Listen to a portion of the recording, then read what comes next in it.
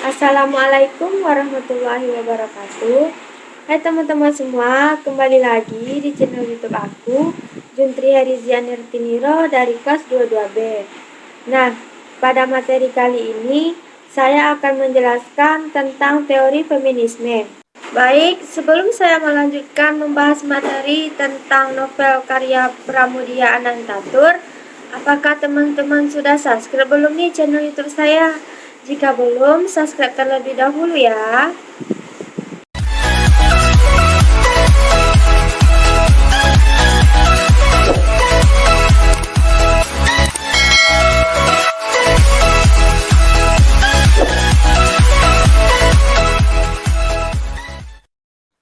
Nah, jadi teori feminisme sastra ialah sebuah kajian suatu karya sastra yang mengarah pada suatu masalah, yaitu perempuan, dan bagaimana kaum perempuan dapat mendapatkan hak-haknya dalam berbagai aspek kehidupan.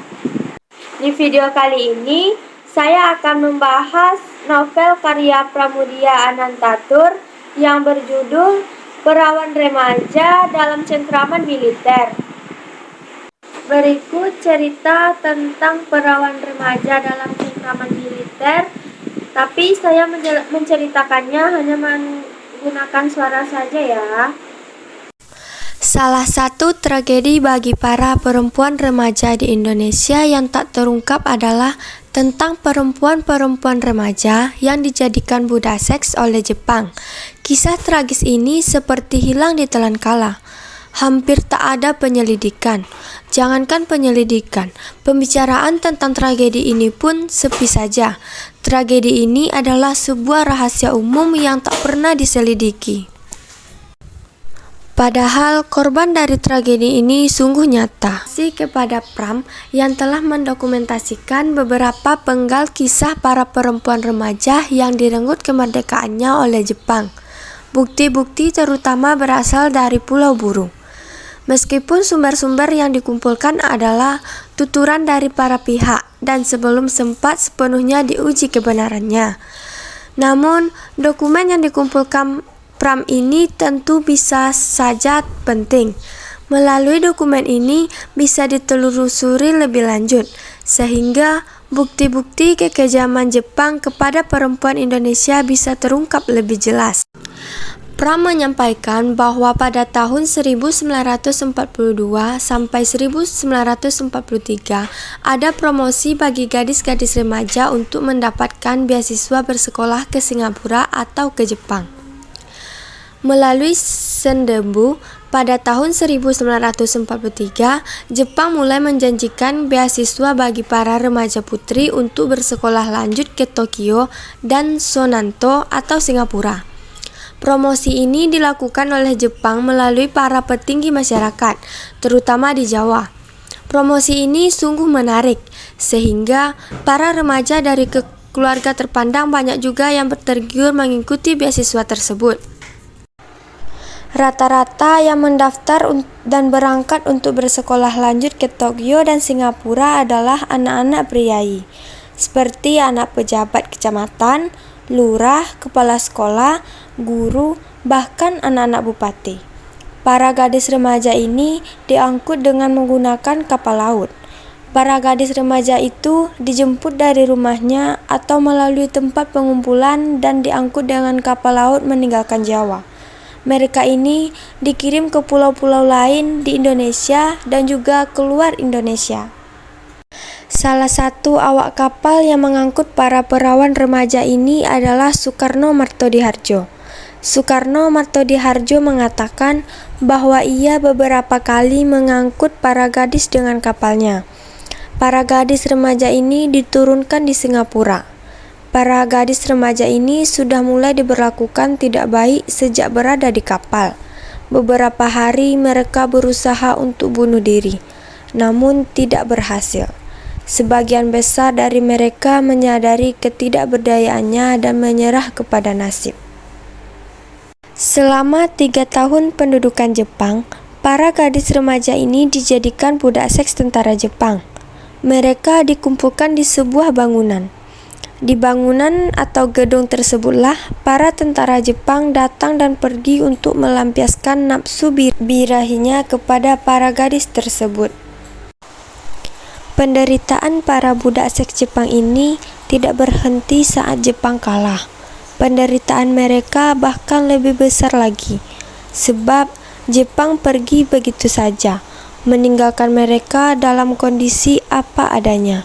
Banyak dari para gadis ini yang kebingungan dengan kondisinya. Mereka tentu tidak berani untuk kembali kepada keluarganya, sebab kembali kepada keluarga tentu membawa malu. Aib yang dideritanya akan membuat keluarganya ikut menanggungnya. Pram mengumpulkan beberapa cerita dari para digulis saat Pram berada di Pulau Buru. Cerita dari para digulis yang berupaya untuk mengumpulkan kisah penderitaan para perempuan tersebut. Para digulis ini harus masuk hutan, naik gunung dan bukit, menyeberangi sungai, diancam untuk dibunuh oleh penduduk setempat. Namun beberapa dari digulis berhasil untuk bertemu dengan para perempuan tersebut. Namun seperti telah dijelaskan di atas, menggali kekejaman Jepang kepada para perempuan remaja ini memang terjadi, namun sulit dicari bukti. Itulah sebabnya Slamet Danusudirjo atau Pandir Kelana yang kesulitan bukti mendokumentasikan kekejaman Jepang kepada perempuan remaja dalam sebuah novel. Pandir Kelana menulis novel berjudul Kadarwati Perempuan dengan 5 Nama untuk memberikan kesaksian tentang nasib perempuan remaja yang tertipu oleh iming-iming Jepang bersekolah ke Singapura.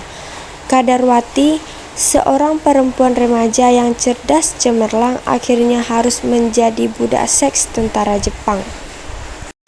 Karya Pram ini setidaknya menjadi salah satu pemicu para pihak untuk melakukan penyelidikan lebih lanjut. Upaya membongkar kekejian ini sudah mulai. Semoga suatu hari nanti baik pemerintah Jepang, pemerintah Indonesia, atau masyarakat dunia berhasil untuk mencari tahu lebih dalam tentang penderitaan para perempuan ini, sehingga penderitaan mereka bisa diungkap. Siapa yang bersalah bisa dihukum atau setidaknya mau meminta maaf. Itulah cerita dari novel Remaja Perawan di Cengkraman Militer. Nah, selanjutnya saya akan membahas tentang teori feminisme. Novel Perawan Remaja dalam Cengkraman Militer karya Pramudia Anantatur, karena novel ini menceritakan pelecehan yang dihadapi para perawan remaja pribumi khususnya dari Jawa. Novel ini menjadi inspirasi terutama bagi peneliti sebagai pelajaran. Alasan Pramudia memilih novel Perawan Remaja dalam Cengkraman Militer karena novel ini mengangkat kehidupan dan perjuangan tokoh utama, yaitu perempuan. Perempuan merupakan sosok yang sangat luar biasa untuk dibicarakan. Perempuan seringkali dikaitkan dengan keberadaan genre yang menjadi sebuah daya tarik sendiri untuk diceritakan dari banyak hal, termasuk perempuan sebagai manusia dengan hak-haknya. Perjuangan perempuan untuk mewujudkan persamaan hak dengan laki-laki dengan cara mengembangkan kemampuan secara optimal selaras dengan prinsip perjuangan feminis. Tujuan kajian feminisme adalah meningkatkan kedudukan dan derajat perempuan agar sama atau sejajar dengan kedudukan serta derajat laki-laki. Nah, jadi dominasi pria terhadap perempuan telah mempengaruhi kondisi sastra lain, di antaranya 1. Konvensi sastra didominasi oleh kekuasaan pria, sehingga perempuan selalu berada pada posisi berjuang terus-menerus ke arah kesetaraan gender. 2. Perempuan selalu dijadikan objek kesenangan sepintas oleh laki-laki. Dan yang terakhir, perempuan adalah figur yang menjadi bunga-bunga bangsa, sehingga sering terjadi tindak asusila pria, seperti pemerkosaan dan sejenisnya, yang akan memojokkan perempuan pada posisi lemah. Nah, di video kali ini hanya itu yang dapat saya jelaskan. Lebih dan kurang saya mohon maaf. Wabillahi taufiq wal hidayah. Wassalamualaikum warahmatullahi wabarakatuh. See you di video selanjutnya. Bye-bye.